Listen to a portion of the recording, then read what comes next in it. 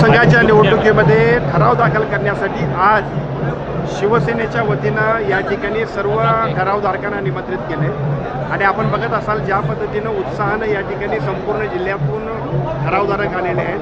व्यासपीठावरचे सर्व प्रमुख नेते असतील किंवा सर्व ठरावधारक असतील, या सगळ्यांच्या माध्यमातून गोकुळच्या निवडणुकीमध्ये शिवसेनेच्या वतीने एक मजबूत संघटन करून आम्ही सगळेजण या निवडणुकीला सामोरं जातो. खरं तर 4,000 पर्यंत ठराव आपले महायुतीचे जातील अशा पद्धतीचा अंदाज व्यक्त केला जातो. यड्रावकर साहेबांनी देखील म्हटले की आता बिनविरोध व्हायला काही हरकत नाही.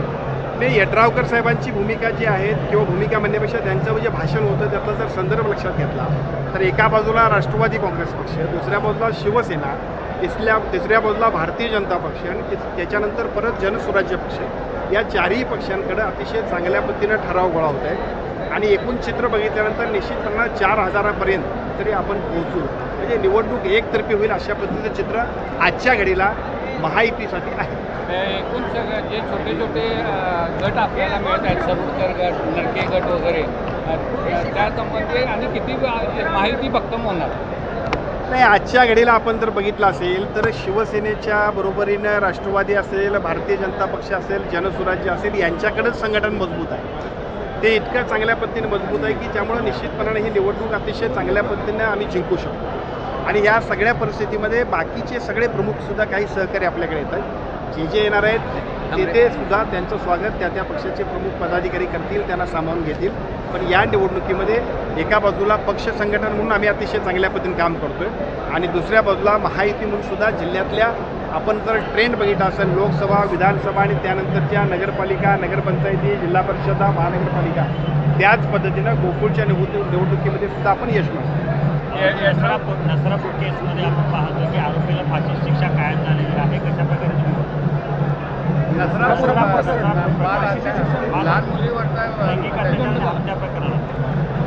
ज्या गोष्टी व्हायला पाहिजेत, खरं तर चुकीच्या गोष्टींवरती कारवाई व्हायला पाहिजे, ती त्या पद्धतीनं होणं अपेक्षित आहे. मला असं वाटतं या सगळ्या गोष्टी अजूनही गतीनं व्हायला पाहिजे. साहेब, ही निवडणूक महायुतीमध्ये लढत असला तरी देखील आजची ही ताकद पाहता शिवसेना एक मोठा भाऊ होईल असं वाटतंय का? आदरणीय नरके साहेबांनी तिथं मगाशी जे भाषणामध्ये सांगितलं आहे की ज्याच्यामध्ये छोटा भाऊ, मोठा भाऊ याच्यापेक्षा सुद्धा पक्ष म्हणून आमचं संघटन आणि जिल्ह्यात वाढत असणाऱ्या शिवसेनेवरचा लोकांचा विश्वाससुद्धा आजच्या मेळाव्याच्या निमित्ताने दिसला. अजूनही तो वाढत राहील. अतिशय चांगल्या पद्धतीचे कार्यकर्ते आमच्या सगळ्यांच्या समेत येत आहेत. प्रत्येक ठिकाणी शिवसेनेचा प्रत्येक कार्यकर्ता जबाबदारीच्या पदावर बसावा यासाठी आदरणीय शिंदेसाहेबांच्या नेतृत्वाखाली आम्ही सर्वजण, मग आमचे दोन्ही आजी माजी खासदार असतील, आम्ही आमदार मंडळी असू, माजी आमदार असतील किंवा सर्व शिवसेनेचे सर्वसामान्य पदाधिकारी काम करत आहेत. त्याचंच प्रत्यंतर आज आपल्या सर्वांना दिसतं. यड्रावकर साहेबांनी जी भूमिका मांडली, पालकमंत्री म्हणून ही जबाबदारी तुमच्यावर देखील येते की निवडणुकीत विरोध करण्यासाठी प्रयत्न तुम्ही करणार आहात का पालकमंत्री? आपण बघितलं असेल सातत्यानं आपण सगळेजण, मला प्रत्येक वेळा ज्या वेळा विचारलं आहे या गोकुळच्या निवडणुकीमध्ये असेल त्यावेळेला मी पहिल्यापासून जे सांगत आलो होतो की गोकुळची निवडणूक ही महायुती म्हणून आम्ही लढणार आहोत आणि महायुतीतून पुढे जाणार. आत्ताच्या घडीला बिनविरोध हा विषय नाही, महायुती म्हणून लढणं आणि ते जिंकणं हे आमच्यासाठी उद्देश आहे. त्यातला पहिला पार्ट सुरू झाला आहे. मला असं वाटतं की त्याच्यापेक्षा पुढच्या पार्टवर आज बोलणं अपेक्षित नाही.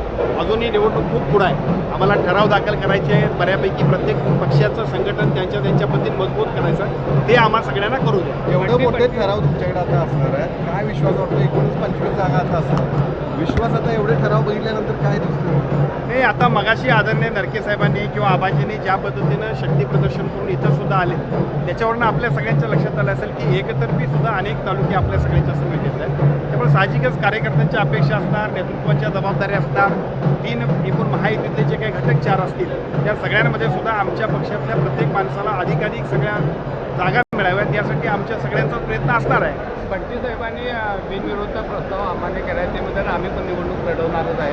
त्यामुळे विरोधकांचं आव्हान वाटते का?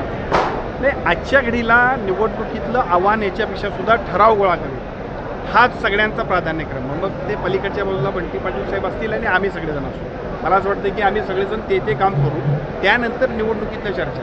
तुम्हाला आणि आम्हाला आता असा गैरसमज व्हायला की बहुतेक उद्याच निवडणूक आहे असं आपण समजाले. आता आपण ठराव दाखल करणार, पण निवडणुकीतला उत्साह आणि ईर्ष्या इतकी झाली आहे की लोकांना असं वाटतं की बहुतेक आता निवडणुकीचा फॉर्मच भरायचा आहे. अजून त्याला वेळ आहे, बऱ्याचशा गोष्टी आहेत. आजच्या घडीला आम्ही सगळेजण महायुती म्हणून आणि शिवसेना म्हणून आम्ही सगळेजण अतिशय चांगल्या पद्धतीनं ठराव दाखल करतोय. उद्या आपला वाढदिवस आहे. या सगळ्या